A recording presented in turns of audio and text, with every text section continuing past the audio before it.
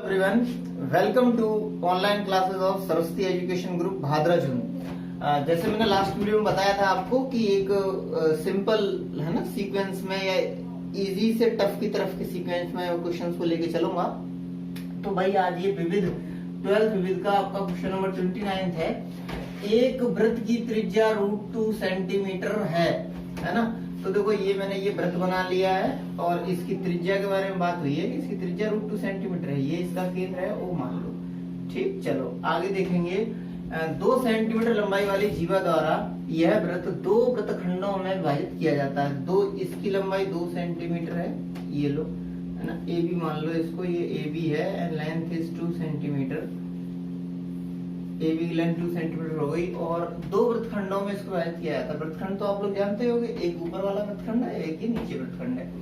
सिद्ध करो कि इस जीवा द्वारा द्विवृत्तखंड के किसी बिंदु पर बना कोण 45 डिग्री है। तो पहले तो मैं इसको यहाँ केंद्र पे मिलाता हूँ, इन दोनों को है ना। ये मैंने केंद्र पे मिला दिया। तो अपने को ये दिखाना है कि ध्यान से देखेंगे, ये है √2 चूंकि दिया है ना, पहली लाइन में दिया है कि भाई ये क्या है, वृत्त की त्रिज्या √2 सेंटीमीटर है, ये लिखा है ना, इसलिए √2 सेंटीमीटर हो गया। अब इस जीवा के द्वारा या हम कहें दीर्घवृत्तखंड के किसी बिंदु पर, इस जीवा द्वारा दीर्घवृत्तखंड की कोई बिंदु ले लो, ये बिंदु ले लिया हमने, ठीक है ना। इस बिंदु पे जो यहाँ कोण बनना है ये बताना हमारे को कि 45 डिग्री है ना। तो उसके लिए देखो और कोई तरीका बनता ही नहीं है। इस कोण को मैं इधर भी बना सकता था, कहीं भी बना सकता था, मैं ऐसे भी बनाया जा सकता था इस कोण को, कोई दिक्कत नहीं है ना। तो अपने देखेंगे भाई, अगर हमें ये कोण पता चल जाए तभी हम केवल वो कोण निकाल सकते हैं, क्योंकि अपने जानते हैं ना किसी जीवा द्वारा केंद्र पर बना कोण उसी जीवा द्वारा है ना वृत्तखंड दीर्घवृत्तखंड बने कोण का दुगना होता है। तो अपने ये देखेंगे, अगर हम इसको सिद्ध कर दें, चूंकि हमें इसको 45 सिद्ध करना है, तो इसको अगर हम ये सिद्ध कर दें कि 90 है, तो वो वाला कोण इसका आधा हो जाएगा, यानी कि 45 हो जाएगा। तो अपने देखेंगे भाई, देखो हमें पता है कि समकोण त्रिभुज होगा अगर ये 90 अंश का कोण होगा तो। और समकोण त्रिभुज में कौन सी प्रमेय लगती है आपकी? समकोण त्रिभुज में पाइथागोरस प्रमेय लगती है। और पाइथागोरस में क्या कहती है कि बड़ी भुजा का वर्ग शेष 2 भुजाओं के वर्गों के योग के बराबर होता है। तो 2 का वर्ग करो, कितना बनेगा आपका 4। और यहाँ √2 का वर्ग करेंगे। देखो मैं इस तरीके से मान ले रहा हूँ, OA का स्क्वायर, तो OA क्या है √2 का स्क्वायर बराबर क्या हो जाएगा 2। दूसरा कौन सा OB, तो OB का स्क्वायर यानी वापस से √2 का स्क्वायर, तो कितना हो जाएगा 2। इनको हमने ऐड कर दिया, तो OA स्क्वायर प्लस का OB स्क्वायर बराबर 2 + 2 = 4 सेंटीमीटर है ना। और ये हम देख रहे हैं AB का स्क्वायर क्या हो जाएगा 2 का स्क्वायर यानी कि 4 सेंटीमीटर। ये दोनों इक्वल है, यानी OA का स्क्वायर प्लस OB का स्क्वायर इक्वल्स टू AB का स्क्वायर। इसलिए अपने ये देख रहे हैं कि ये त्रिभुज जो बनना है आपका OAB, ये कैसा है, समकोण त्रिभुज है। यहां से हम बता सकते हैं ना, इसलिए त्रिभुज OAB समकोण त्रिभुज है, समकोण त्रिभुज है। अच्छा, समकोण त्रिभुज होने से क्या हुआ आपके, ये वाला जो कोण है ना बड़ी भुजा के सामने का कोण है ना, समकोण त्रिभुज में बड़ी भुजा के सामने का कोण ही 90 अंश का होता है। इसलिए बड़ी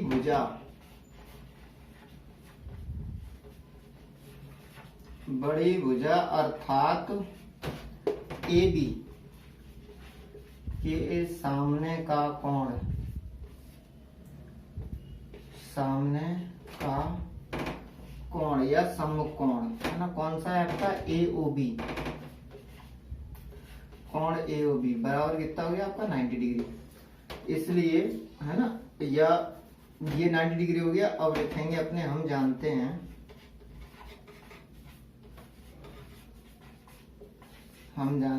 कि ध्यान से देखेंगे, अपने को पता है कि भाई ये जो कोण है AOB अगर ये 90 का है तो है ना, हम जानते हैं कि जीवा द्वारा, जो मैंने अभी बोला है वही लिखे दे रहा हूँ बस, ठीक है। ध्यान से देखेंगे, किसी जीवा द्वारा परिधि पर बना कोण,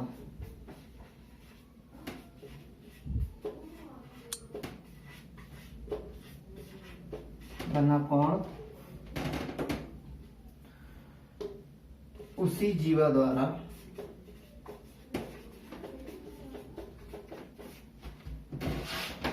केंद्र पर बने कोण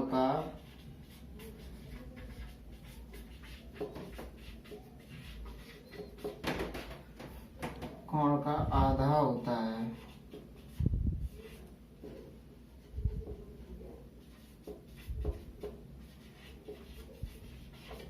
ठीक, तो अपने देखते हैं ये वाला जो कोण होगा इसका आधा हो जाएगा, इसलिए कोण कौन सा है आपका ए ओ बी, ये इसको सी मान लो, A B C, angle A C B equals to half of angle A O B.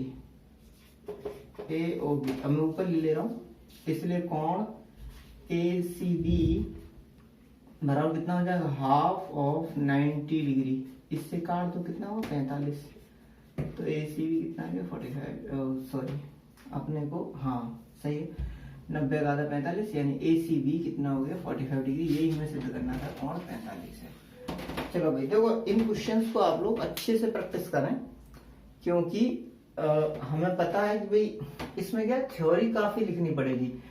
मैं भी ये कोशिश कर रहा हूँ कि थ्योरी का कोई सिंगल स्टेप स्किप ना करूं, तो आप लोग उसी के अकॉर्डिंग ही चलें और ज्यादा से ज्यादा प्रैक्टिस करें, तो इस चैप्टर से आपके 10 नंबर पक्के होंगे। मैं नेक्स्ट क्वेश्चन लेता हूँ, इसको रख कर।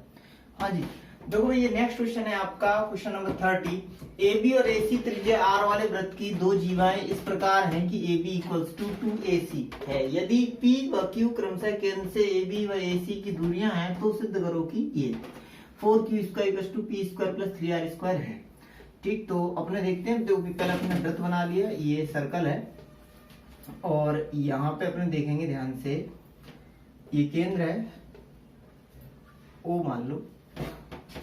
ए बी और ए सी त्रिज्या आर वाले वृत्त की दो जीवाएं इस प्रकार हैं कि A B equals to 2ac, यानी ए बी बड़ी है, तो सपोज ए बी ये मान लिया हमने और ए सी हमने ये मान लिया। अच्छा, ये इस बात का आप लोगों को कंफ्यूजन नहीं होना चाहिए कि ये 90 अंश कोण है, ये तिरछा भी हो सकता है ना, 90 का एंगल नहीं है यहाँ पे। तो अपने देखेंगे भाई कि ये हो गया ए, ये ए सी है और ये ए बी है, और हमें दिया हुआ है A B equals to 2ac, यानी कि ए सी की दोगुनी है ए बी। तो अपने देखते हैं इसमें कि देखो, अच्छा दूरियां देखेंगे अपने, तो P और Q क्रम से केंद्र से ए बी व ए सी की दूरियां हैं, तो P और Q ए बी और ए सी की दूरी है। ये देखो, ये ए सी की दूरी है Q और ये ए बी की दूरी है यहाँ से ये P, ये हो गई P। ठीक, अच्छा अब अपने देखेंगे, तो सिद्ध करो कि 4q² equals to 3p² plus 3r² है।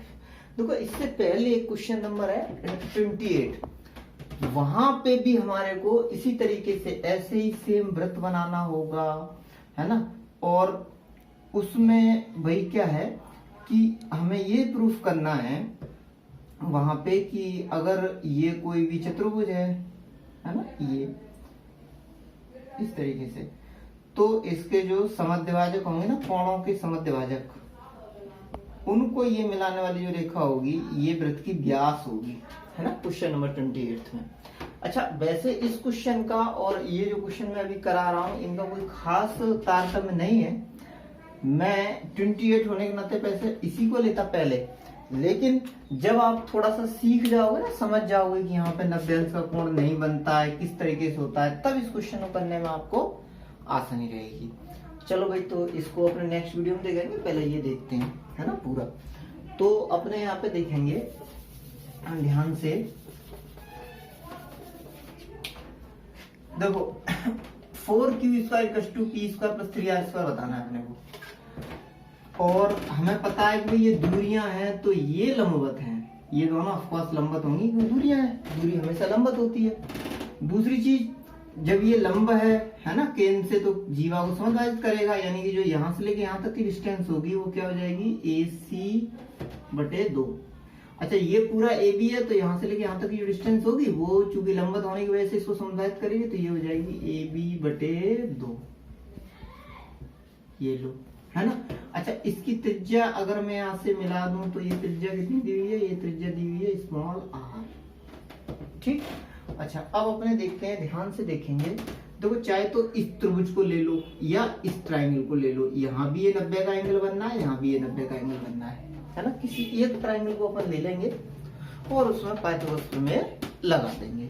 तो देखो मैंने ले लिया भाई, इसको ले लेते हैं। सपोज अगर मैं इसको m मान ले रहा हूँ, इसको मान ले रहा हूँ n, तो o n a ले लिया मैंने।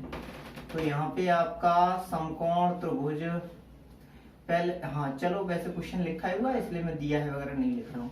तो समकोण त्रिभुज ओ एन ए में, समकोण त्रिभुज ओ एन ए में इसमें क्या होगा भाई आपके पाइथागोरस प्रमेय से। तो देखो समकोण त्रिभुज ओ एन ए में पाइथागोरस प्रमेय से,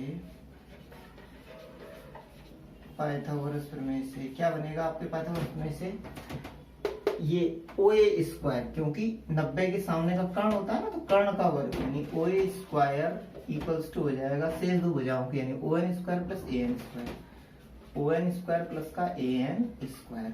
अब देखो ओ ए क्या है, स्मॉल आर है, तो ये हो जाएगा small r square equals to O N square, O N यानी कि स्मॉल पी का स्क्वायर, पी का square plus A N square, A N यानी कि ए बी अपॉन 2 का होल स्क्वायर। अब देखो यहाँ देखेंगे अपने ये हो गया small r square equals to, ये आ जाएगा आपका पी स्क्वायर प्लस का ए बी अपॉन 2 का स्क्वायर।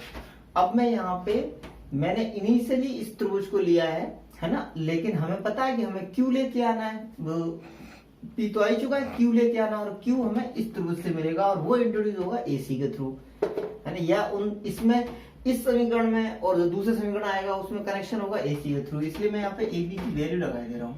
ए बी की वैल्यू हमें दी है ना, A B equals to 2ac, है ना, A B equals to 2ac, इसको इक्वेशन में फर्स्ट मान ले रहा हूँ मैं। तो A B equals to 2ac लिखना है, तो यहाँ मैं 2ac लिख दे रहा हूँ, 2ac अपॉन 2 का स्क्वायर, 2 से 2 कैंसिल आउट, और यहाँ लिख देंगे फ्रॉम इक्वेशन 1 या समीकरण 1 से। तो ये हो जाएगा आपका r square equals to p square plus का ए सी का स्क्वायर।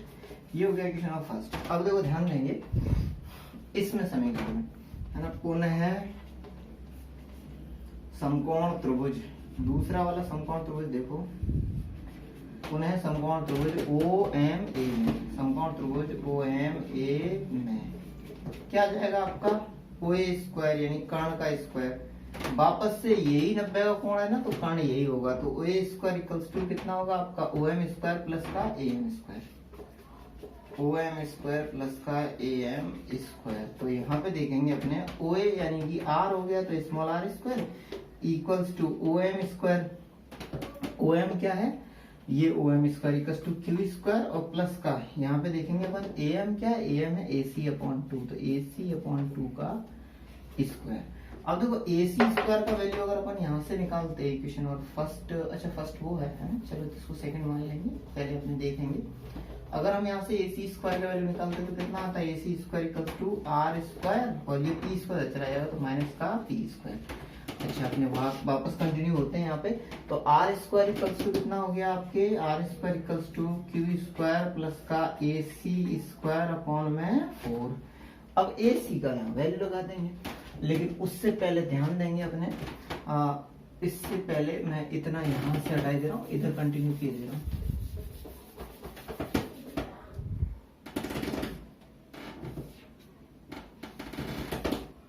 देखो ये 4 का मैंने इसमें पूरे मल्टीप्लाई किया तो कितना हो गया, ये 4r स्क्वायर और उसके बाद प्लस का और equals to, sorry 4r square equals to 4q square और प्लस का AC स्क्वायर है ना, और AC स्क्वायर की वैल्यू इक्वेशन नंबर 2 से क्या है, AC square value r square minus p square है, तो ये हो जाएगा आपका 4r square equals to q square plus का AC स्क्वायर, ये क्या लगा देंगे r स्क्वायर माइनस का p स्क्वायर इधर आ गया और p स्क्वायर r स्क्वायर दोनों इधर आ जाएंगे, हमें q स्क्वायर का वैल्यू निकालना है, तो ये हो गया आपका 4q स्क्वायर इक्वल्स टू, दोनों जब इधर आएंगे तो p स्क्वायर हो गया प्लस का r स्क्वायर हो गया माइनस का, तो प्लस का 4r स्क्वायर माइनस का r स्क्वायर, तो क्या हो जाएगा आपका 4q square equals to p square और फिर 4r स्क्वायर में से r स्क्वायर गया तो 3r स्क्वायर। ये हो गया,